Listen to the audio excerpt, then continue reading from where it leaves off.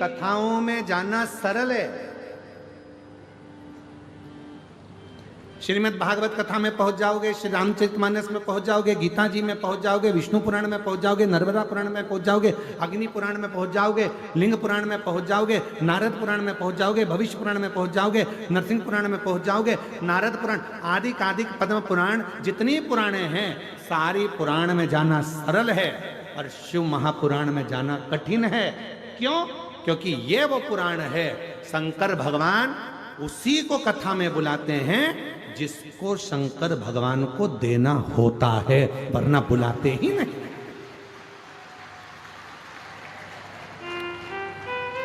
जैसे तुम्हारे मोहल्ले में शादी का कार्ड हर किसी को नहीं दिया जाता, शादी का कार्ड उसी को दिया जाता है जिससे तुम्हारी रिश्तेदारी अच्छी हो, संबंध अच्छे हो, प्रेम अच्छा हो। पड़ोसन भले पास में रह रही है और अगर पड़ोस में प्रेम नहीं है तो कोई तुम्हें शादी में नहीं बुलाएगा।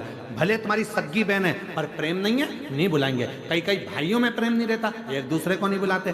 प्रेम होगा तो बुलाएंगे और उसी को बुलाया जाता है। जितनी बहन बेटियों को शादी में बुलाया जाता है उतनी बहन बेटियों को साड़ी देकर विदा। बेटी कहती है आपको बेटा, कहती है आपको माता पिता कहती है। ये व्यासपीठ, शायद दुनिया में एक व्यासपीठ ऐसी है शिव महापुराण कुबेरेश्वर धाम की जो आपसे संबंध जोड़ती है, और वो संबंध होता है बेटी और बाप का, वो संबंध होता है एक बहन और भाई का। ये संबंध की पीठ है।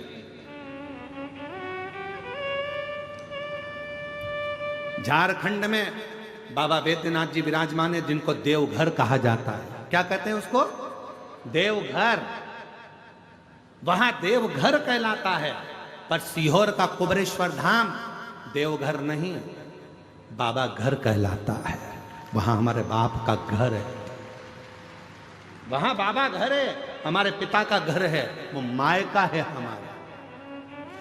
आप आते हो, कथा के पंडाल में बैठ जाते हो, लोगों को लगता है कि कथा में सुनने के लिए नहीं, इतनी पुराणे होती है, इतने शास्त्र होते हैं, सुनने के लिए लोग वहां जाते हैं। शिव महापुराण की कथा में सुनने के लिए नहीं आते, शिव महापुराण की कथा में तो अपने बाप को अपना हाल कहने के लिए आते हैं कि पिताजी मुझे ये तकलीफ है, वो दुख मिटा। 46 साल की उम्र से भी ज़्यादा मेरी उम्र हो गई गुरुदेव, और बाबा ने ऐसी कृपा कर दी कि सोचा नहीं था, डॉक्टरों ने मना कर दिया था कि तुम कभी माँ नहीं बन सकती, और बाबा ने मुझे मेरी गोद में बेटा। जीजियों, मेरे जीजाओं, मेरी बेटियों, बेटाओं, मेरे बुजुर्ग माता पिता, याद रखना तुम्हारे क्षेत्र में कभी भी सूचना मिले कि कुबेर भंडारी के दरवाजे से कुबेरेश्वर धाम से चलकर ये शिव महापुराण की कथा तुम्हारे नज़दीक में पहुंची है, 7 दिन नहीं, 1 दिन 2 दिन समय निकालकर उसके पंडाल में रहकर, झोली पसार कर, उसकी मिट्टी को मस्तक चढ़ाकर दिल से कहकर देखना, 3 महीने में मेरा बाबा तुम्हारी झोली जरूर भरेगा। ये निश्चित है, संबंध है उसका। आप वो भैया कह रहे हैं हमको भरोसा नहीं था, 50 के करीब में उम्र हो रही है, डॉक्टर मना कर दिया था कि अब तुम मां नहीं बन सकते। और आप मेरी जीजियां या बेटियां ईमानदारी से बोलना, क्या 50 साल की उम्र में संतान का योग बनना सरल हो सकता है? तुम अपने मन पर हाथ लगाकर विचार कर सोचना। ज्ञान को भी जो पलट दे, देवताओं का काम है भाग्य लिखना, और भाग्य को पलटने का काम है देवाधिदेव महादेव का। वो पलट कर रहे हैं, पलट कर रहे हैं। जब वो कृपा करता है तो दुनिया देखती है। वो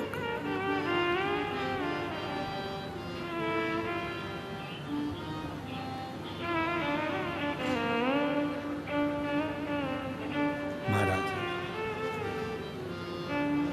शिव कह रहे, तारकासुर को मारने के लिए षडानंद कार्तिकेय जा रहे हैं। पार्वती जी ने शिव जी के पास कार्तिकेय जी को भेज दिया, जाओ भगवान देवाधिदेव महादेव की आज्ञा लो, तारकासुर को मारने के लिए। यदि तारकासुर को मारना है तो पहले शिव किया।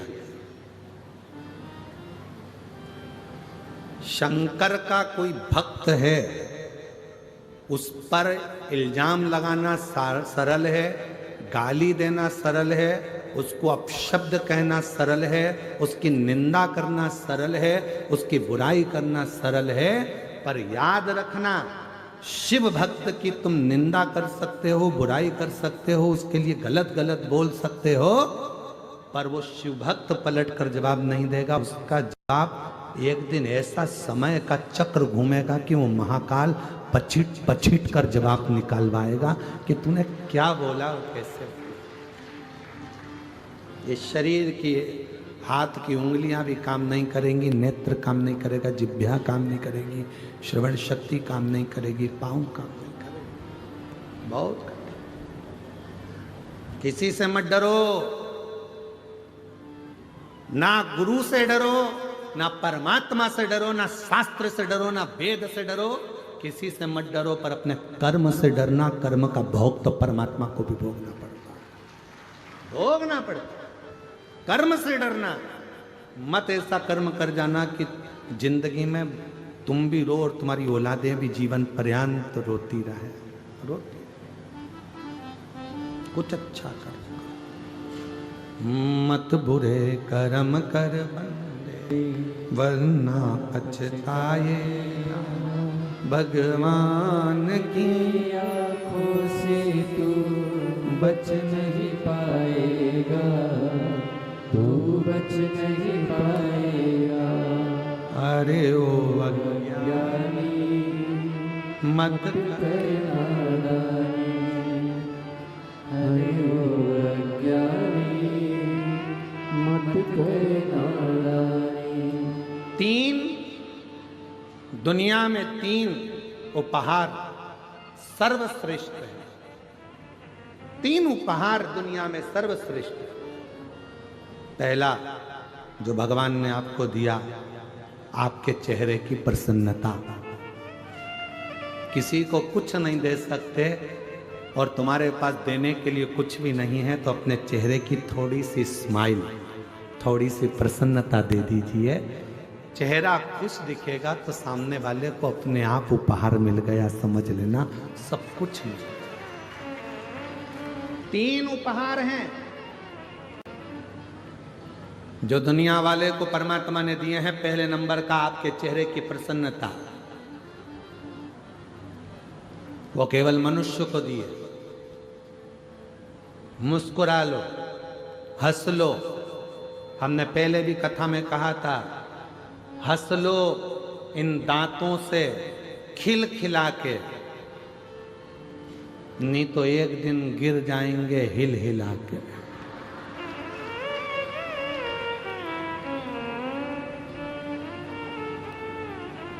ये सोफा सेट फिर बाद में किसी काम का नहीं रहेगा, फिर नकली सोफा सेट लाके जड़ना पड़ेगा, और वो भी जम के चने वने खा गए तो नीचे आके गिर जाएगा। इसीलिए थोड़ा सावधानी रखिए।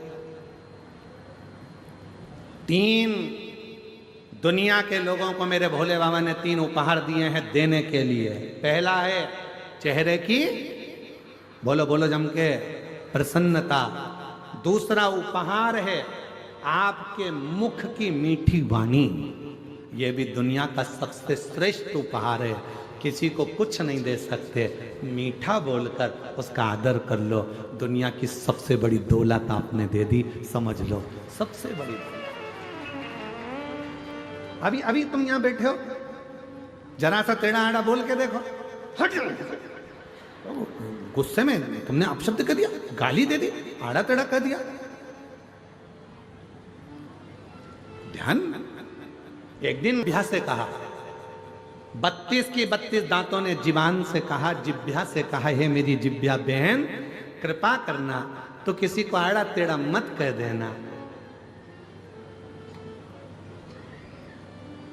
ए जिह्वा बहन, तो किसी को आड़ा टेढ़ा, जिह्वा ने दांतों से कहा।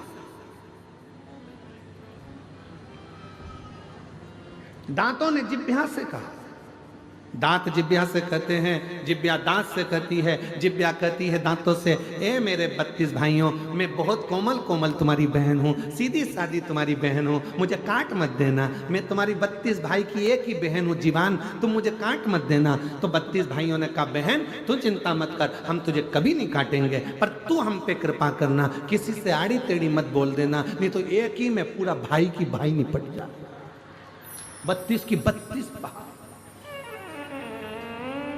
तू कृपा कर, तू दया कर।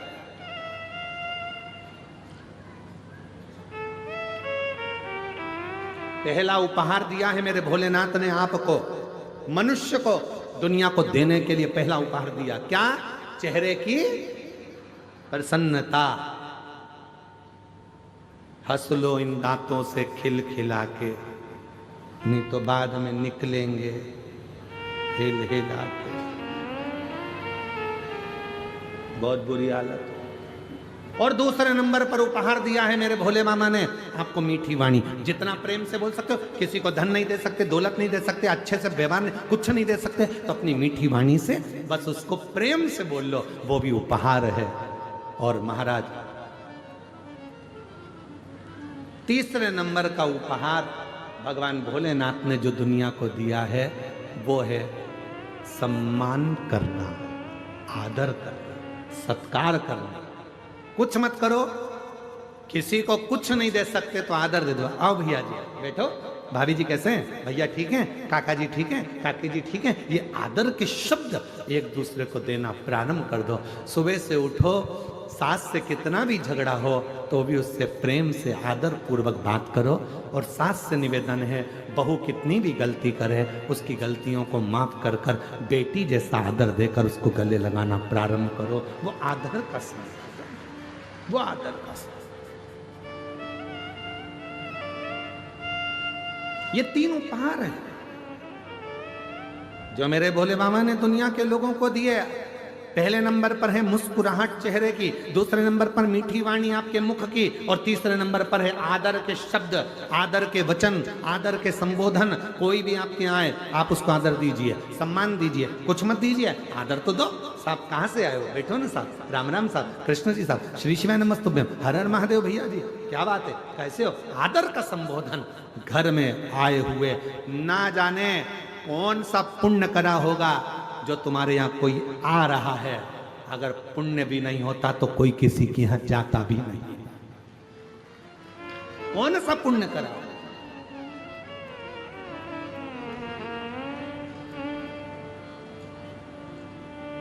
कल जब तिवारी जी के बेटे श्री अभिलाष जी कल जब आए थे शाम को, तो कोई मिलने आए थे, तो उनके साथ में वो बोल रहे थे, अभिलाष जी के साथ जो आए थे वो बोल रहे थे कि गुरुजी हमने हमारी जिंदगी में बस्तर क्षेत्र में इतनी भीड़ और इतने श्रोता, वो भी वनवासी और आदिवासी, कभी नहीं देखे जो एक जगह पर इकट्ठे होकर इस कथा कर इस तत्व ग्रहण। हमने अपने जीवन क्या दिया आपने। हमने अभिलाष तिवारी जी से कहा कि देखो ये तो आप लोगों का प्रेम है, आप किसी को आदर दे रहे हैं, आदर मिल रहा है, सम्मान दे रहे हैं, सम्मान मिल रहा है, सत्कार दे रहे हैं, सत्कार मिल रहा है, ये प्रेम है जो लुटाया जाए। ये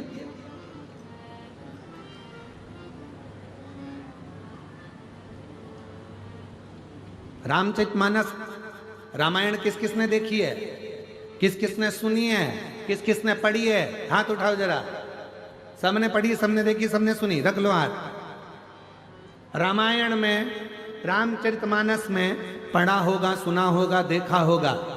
जितने भी उस रामचरितमानस में मिले, जितने भी पात्र थे, सबको रोते हुए देखा होगा। दशरथ जी भी रोए थे अपने पुत्र के वियोग में, कौशल्या मैया, कैकेयी मैया, सुमित्रा जी भी रोई थी दशरथ के वियोग में, भरत जी रोए राम जी के वियोग में, राम जी रोए अपनी मैया और पिता के वियोग में, माँ जानकी जी भी रोई, जनक जी रोए अपनी बेटी की दशा देखकर, केवट निषाद राज रोए, यहाँ तक गिद्धराज जटायु भी रोए। यहां तक लंका का राजा रावण अपनी औलाद के लिए रोया, मंदोदरी भी रोई। जितने पात्र थे रामचरितमानस के सब रोते हुए दिखे, केवल एक पात्र था रामचरितमानस का, जो थी श्री हनुमान, जिनकी आंखों में कभी आंसू नहीं दिखे, जिनने कभी रोया नहीं, उनकी आंख से आंसू बहा नहीं। एक बार लक्ष्मण जी के मन में यह बात आ गई कि मैं रोया, आप रोए, भरत रोए, शत्रुघ्न रोए, माँ जानकी जी रोई, माता कौशल्या कैकेयी सुमित्रा रोई, केवट रोए, दशरथ जी रोए, जनक जी रोए, सुमंत्र जी रोए, जितने भी सभासद थे सब गुरु की आंख में आंसू था, पर ये हनुमान क्यों नहीं रोते हैं? तब राम जी ने कहा यह हनुमान नहीं है, यह शिव का स्वरूप है, और शंकर कैसी भी परिस्थिति हो हर परिस्थिति में मुस्कुराना जानते हैं, वो शिव है। और संसार का सबसे बड़ा गुण तत्व यही है, हर परिस्थिति में आप मुस्कुराइए। दुख आएगा, मनुष्य का शरीर है, ऐसा कौन है व्यक्ति जिसकी जिंदगी में दुख नहीं आया? कौन है? राम जी के जीवन में भी दुख आया तो कृष्ण भगवान के जीवन में भी दुख आया, जितने भगवान के अवतार हुए हर अवतार में दुख आया। ऐसा संसार में कोई नहीं जन्मा जिसकी जिंदगी में दुख नहीं आया। दुख आएगा, पर उस दुख में भी मुस्कुराना सीख लिया तो समझ लो कि शिव की कृपा होना प्रारंभ हो गई। हम मुस्कुराएं, तकलीफ आए मुस्कुर, कोई दिक्कत, बीमारी आई है ना, आ गई ना, बड़ा रोग आ गया ना, तकलीफ आ गई ना, धीरे से जाएगी। पर अपन क्यों रोए उस बीमारी के चक्कर में? इतना बड़ा बीमारी हो गई, मेरा लीवर खराब हो गया, किडनी बेकार हो गई, थायराइड हो गया, घुटने बेकार हो गए, कहीं ये हो गया, और रोने रोने में जिंदगी निकाल दे। बीमारी आई है, सोचते रहोगे सोचते रहोगे सोचते रहोगे तो बीमार पड़े रहोगे, बीमार पड़े रहोगे।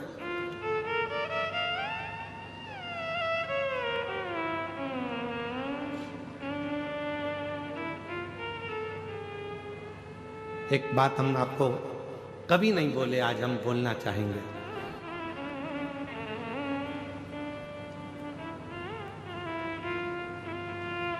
– 2021 की बात, एक लड़की हरियाणा की एक बेटी अपनी मम्मी को लेकर पापा के साथ आई। मम्मी पापा दोनों थे। उस बेटी ने कहा, गुरुजी 2021 का चरित्र, हम बाबा के धाम पर थे, कुबरेश्वर धाम पर। मेरी मम्मी को कैंसर हो गया और डॉक्टर ने लास्ट स्टेज का बोला। हमने कहा मम्मी को मालूम पड़ गया? हाँ, बहुत रोती है, बहुत। ठीक है, ऑपरेशन का बोला है क्या? नहीं, इनकी उम्र हो चुकी है बहुत, तो अब ऑपरेशन का डॉक्टर मना कर। गठान भी बड़ी है, कैंसर भी है। ठीक है, कितना समय का डॉक्टर बोला? का 6 महीना ये जी जाए तो जी जाए। ठीक है, अब वो माँ कैंसर कैंसर कैंसर कैंसर। हमने कहा अब तुम्हारी मम्मी को लेकर आओ, अपन उनसे मिलते हैं। हम कुर्सी लगाए बैठे हुए थे, धूप सेक रहे थे। उसकी माँ आई, प्रणाम किया, बाबा डॉक्टर 4th स्टेज का कैंसर बोला। हमने कहा ये कंकर शंकर की तुमने पूजन करी है कुबरेश्वर धाम? हाँ बाबा। एक कंकर लेकर जा रही हो? हाँ बाबा। रुद्राक्ष ले जा रही हो? हाँ बाबा। बस कंकर उठाया है? हाँ बाबा। तो हमने कहा जब कंकर उठा लिया, लेकर जा रही हो, तो निश्चित है यहां का कंकर वही उठाता है जिसकी बीमारी को भगवान को दूर करना होता।